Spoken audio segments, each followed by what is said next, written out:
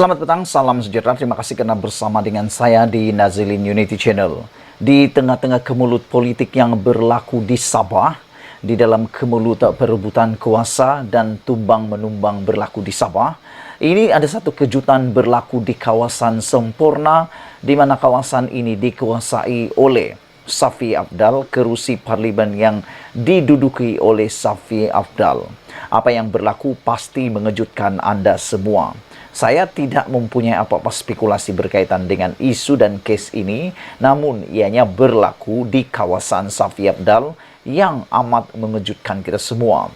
Hari ini, SPRM menahan 6 individu termasuk 5 pejabat awam di Semporna. Wow, ini cerita menarik. Sebelum kita teruskan, jangan lupa kamu tinggalkan komen kamu, tekan butang subscribe untuk mendapatkan isu-isu terkini daripada channel saya, dan percuma tekan butang subscribe. Baiklah saudara-saudara sekalian, sebelum kita teruskan isu ini, apa pendapat kamu dengan tindakan-tindakan yang dibuat oleh Datuk Seri Anwar Ibrahim ketika ini?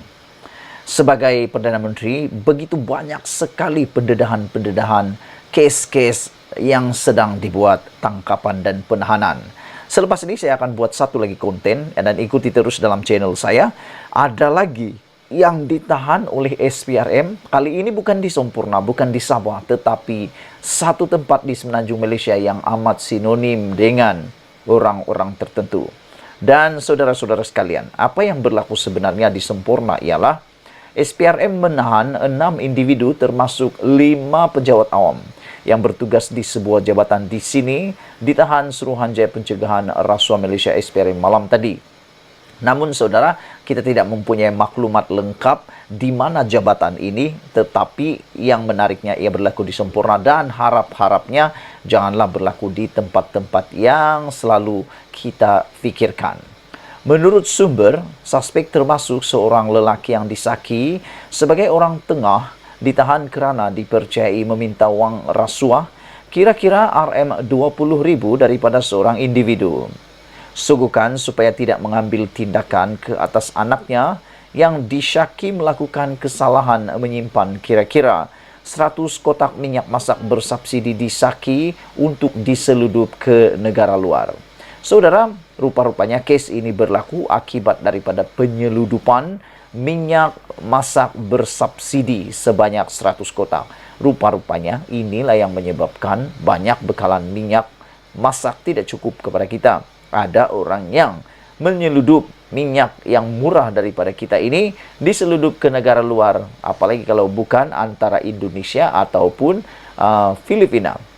Namun yang menariknya ialah yang ditahan ini ialah yang menerima sogokan. Apa kata kalau kita cadangkan bermula daripada sekarang, yang memberi sogokan itu pun ditahan dan direman, bahkan itulah orang yang harus dihukum pertama dahulu.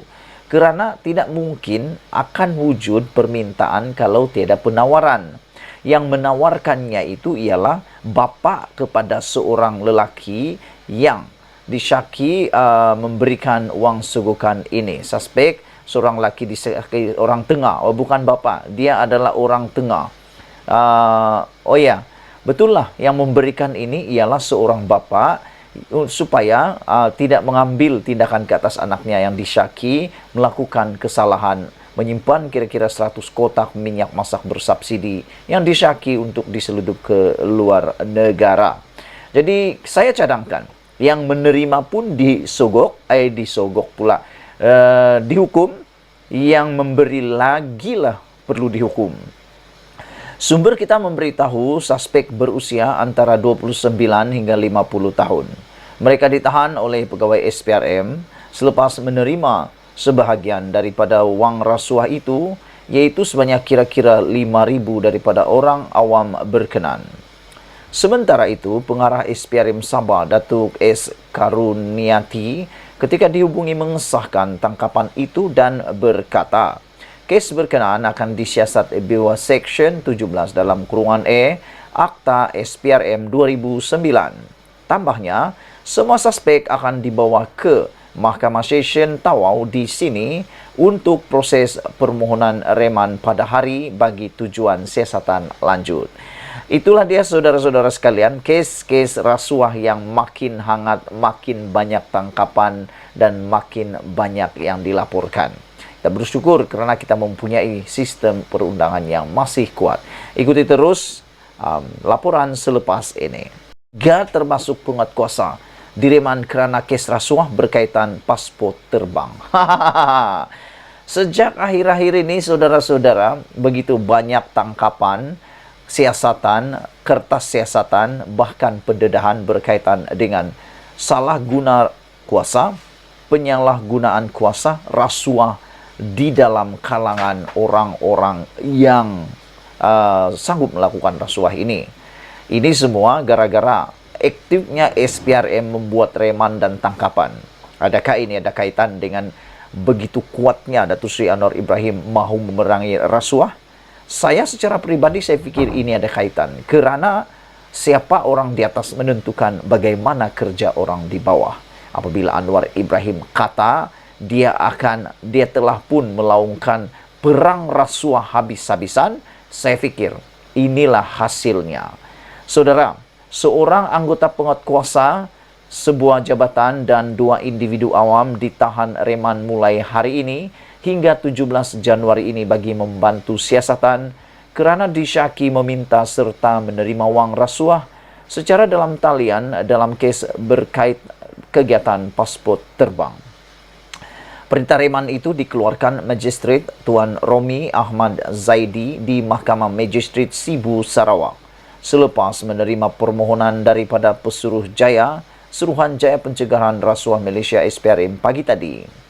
Menurut sumber, ketiga-tiga suspek lelaki berusia 30 hingga 40 tahun ini dipercayai ditahan ketika hadir memberi keterangan di pejabat SPRM Cawan Sibu petang kemarin. Difahamkan, anggota penguatkuasa berusia 30-an itu ditahan kira-kira jam 5.30 petang, manakala 2 orang awam terbabit pula 2 jam sebelum itu. Katanya, anggota penguatkuasa itu disyaki meminta dan menerima wang suapan secara dalam talian daripada seorang individu awam dikatakan bertindak sebagai orang tengah menguruskan kegiatan pasport terbang di sekitar daerah Sibu. Anggota itu dipercayai menerima suapan menerusi pindaan wang akaun bank milik adiknya. Sementara itu, pengarah SPRM Sarawak, Muhammad Zaki Hasan ketika dihubungi mengesahkan penahanan berkenan dan kes disiasat mengikut Seksyen 17A Akta SPRM 2009. Saudara-saudara, memang terlalu banyak sekarang ini berlaku macam-macam penerimaan rasuah dan juga pemberian rasuah yang mengaitkan dengan kes-kes yang mau cepat duit lah kali kan. Tak tahulah mereka perlu duit ke atau apa, tetapi ini budaya yang perlu kita hentikan. Apa pendapat kamu semua? Kamu boleh tinggalkan komen kamu dalam ruangan komen. Apa pendapat kamu? Mengapa terlalu banyak rasuah berlaku dalam negara kita? Ada orang kata kerana terlalu kecil gaji. Ada orang kata kerana ada penawaran. Siapakah penawarannya? Ialah kerana ada orang yang berani memberi, manakala orang yang diberi pula itu sanggup pula menerima. Mungkin kerana desakan hidup. Selain itu, ada juga orang kata kurangnya ajaran agama. Mungkin jugalah kan kurangnya ajaran agama. Namun yang menariknya, ada juga orang yang begitu beragama tetapi sanggup menerima wang rasuah ini. Dan apa pula pendapat kamu? Mengapa mereka sanggup menerima wang tersebut? Ada yang kata terlalu tamak uang kerana bukan orang miskin, bukan orang tak berduit saja yang terima rasuah. Orang yang sudah kaya raya, berjuta-juta harta, kaya raya, bahkan ada menteri, ada bukan menteri, ada datuk, ada pengarah, kan itu kaya-kaya raya, tapi terima uang rasuah juga. Kenapa agak-agaknya? Ada tulis itu kerana ketamakan. Anda tolong bantu saya komen dalam ruangan komen untuk memberitahu apa pendapat kamu semua. Yang lebih menarik lagi, para penerima rasuah ini juga semakin bijak. Dalam kes yang kita baru baca sebentar tadi, anggota itu dipercayai menerima wang suapan menerusi pindaan wang akaun bank milik adiknya. Dia fikir masukkan duit melalui akaun adik tidak boleh dikesan supaya mengelirukan pihak-pihak tertentu dan tidak akan dapat disyaki, maka gunalah cara yang lain. Tapi itulah orang kata.